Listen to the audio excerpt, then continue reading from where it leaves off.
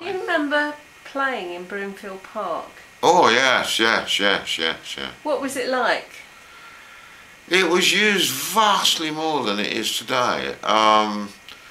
It always a disappointment to me. I used to love, up to about 10 years ago, to go to Broomfield Park, you know, on Christmas Day, because all the kids have had wobbling on their new bicycles, whoa, their roller skates and model boats, you know. I remember being given an electric powered model boat for Christmas by my grandfather when I was 11, I think, and there was barely any room on the pond, you know, Christmas Day. Because at the moment it's yeah, the Christmas Day wouldn't be the day, but the model boats on a Saturday, or is it a Sunday, they're really It's busy. Saturdays and Sundays, yeah. Early radio control, very limited frequencies, so you had flags on the end of your aerials, and if you got there and you had a red flag saying that that was your crystal frequency, and somebody else there with a red flag on their aerial, you had to wait until he'd finished. Gosh. So Yeah, that's right. It's very limited frequencies, and it was actually the law that you showed your frequency as a colour. So yeah, but now with the 2.4 gigahertz system, there's 60,000 frequencies, so, and it's all fully computerized now, so if the transmitter senses there is another receiver on the same frequency, it changes the receiver in the boat or the model aeroplane. So that's amazing. It's made life a lot easier, but it does disappoint me. I mean, as a young man, I was very interested in flying model aeroplanes, and you flew them on control lines, so you had two lines attached to the aeroplane that were 30 foot long, and you stood in the middle and flew them round and round on these wires, and as you went like that with your hands, you know, you controlled the aeroplane, and then somebody else would fly and you'd have ribbons on your aeroplane, and the idea was that you had to cut your opponent's ribbon with your propeller. I spent a lot of time doing that. You spend all winter building the aeroplanes, and they last about 10 minutes if you were lucky in the spring.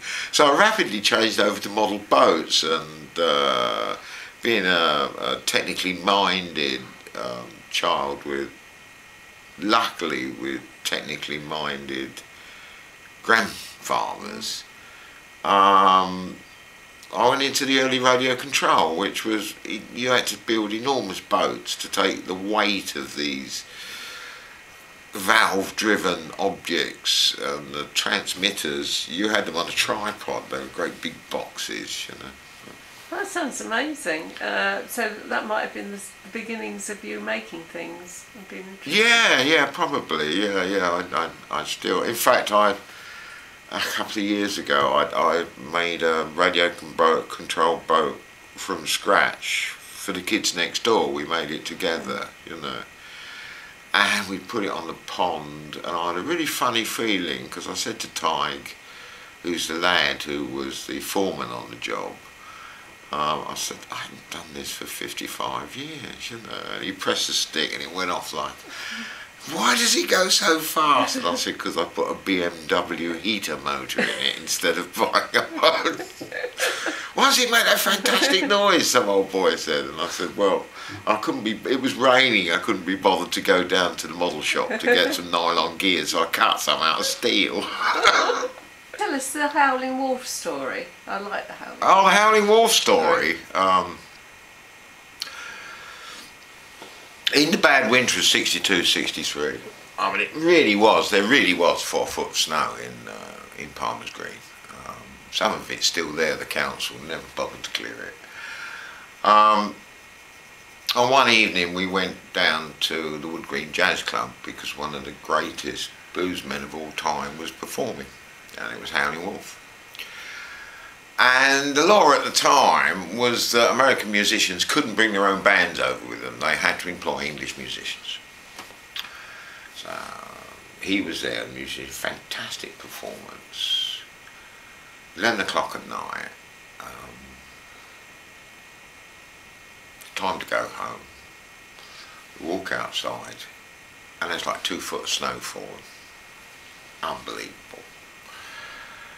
And I say, what am I going to do? Somebody's going to pick me up and take me back to the hotel. Well, I say hotel, it was in Eyre Street. There was Eyre Street off of Regent Street, a little tiny street, and there was a block of flats down there, and they called it the Sky Hotel. But it really, absolutely minimum, and they used to, the music companies used to put all the American performers into this place. Anyway, and the manager of the pub said, always said, look, he said, we've had a phone call, the company that was coming to pick you up, take you back to your hotel. Can't do it, can't get through, you know. Well, what am I going to do? And the manager said, I don't really care, you've got to get out of here in 5 minutes. So, oh, don't worry about it. I said, I live, you know, I mean, we're going to have to walk. I said, it's about a mile, you know. I think you're going to have to walk home, it's about a mile, but you can come and sleep at my place, you know. So, oh, okay, man. So we go walk up the road, we get to Bowes Road, and we bang on the window of this fish and chip shop, you know, you get these big parcels of fish and chips. Oh, I really like your fish fries. So, okay.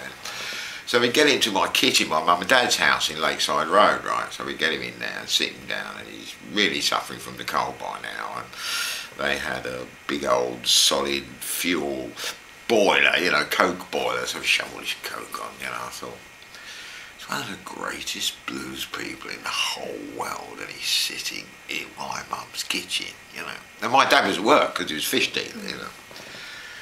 So I could hear mum moving about upstairs, you know, preparing for bed. So I go up there. I say, Mum, you've got to come meet this guy, you know, in the kitchen. I said, he's one of the greatest performers in the world, you know. Oh, she's got all her hair in curlers, and she's got 1950s nylon sort of nighty, woolly nighty on, you know. So she comes down to the kitchen and she looks at him like that. She hasn't got her glasses on, she looks at him like that. Oh. I said, this is Howlin Wolf, you know. And she said, oh yes, that's very nice, dear. Very pleased to meet you, Mr. Wolf. But I'm very tired and I've got to go to bed, you know.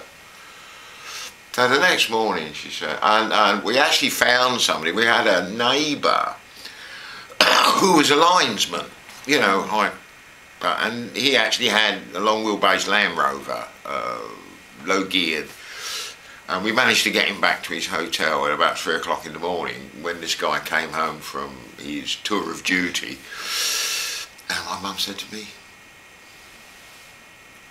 that Mr. Wolf, he was black. And I said, well, yeah. She said, I've never had a black man in my kitchen before. Wait till I tell my sister.